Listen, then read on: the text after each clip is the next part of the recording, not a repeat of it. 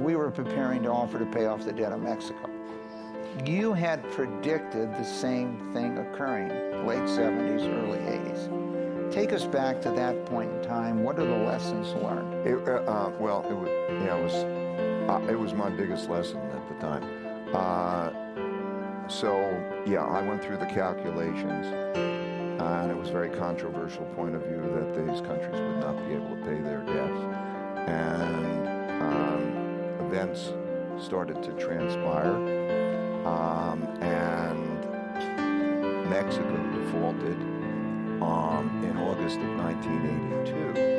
And because I had anticipated that, and I got a lot of attention, I was, I'm a young guy, and I was asked to speak to Congress and explain to them what was going on, and I was on Wall Street Week.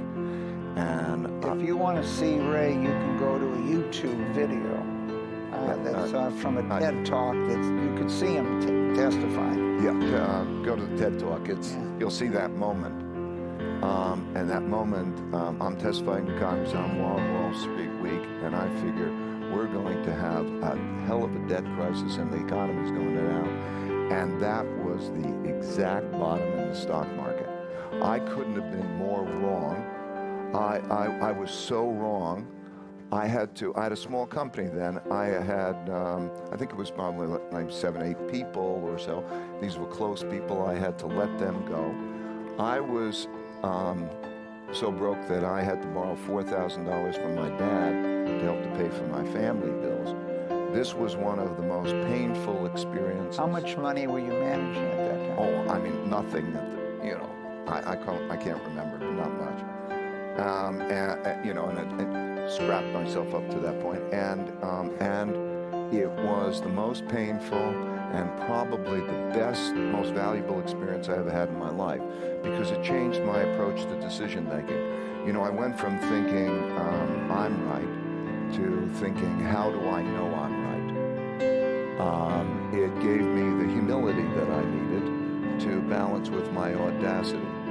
It made me start to think, it made me want to find out the smartest people who disagreed with me and to understand their reasoning, have thoughtful disagreement. It led to me, it was the reason we wanted to make this idea meritocracy. It was the main reason. Like, give me the smartest people I can have around me, and let's have those arguments, and how do we get past those?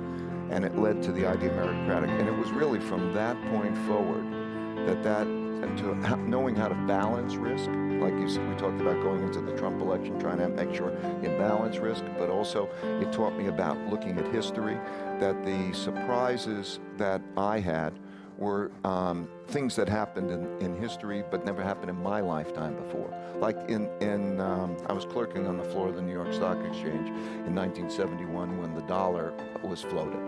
And so I walked on the floor of the stock exchange, and people wouldn't accept dollars in the money, and I figured, okay, we're at major crisis, and the stock market went up, and I thought it was going to go down a lot. This is when I was in college, and I realized that when I went back, that there were devaluations that happened not in my lifetime before, but happened before.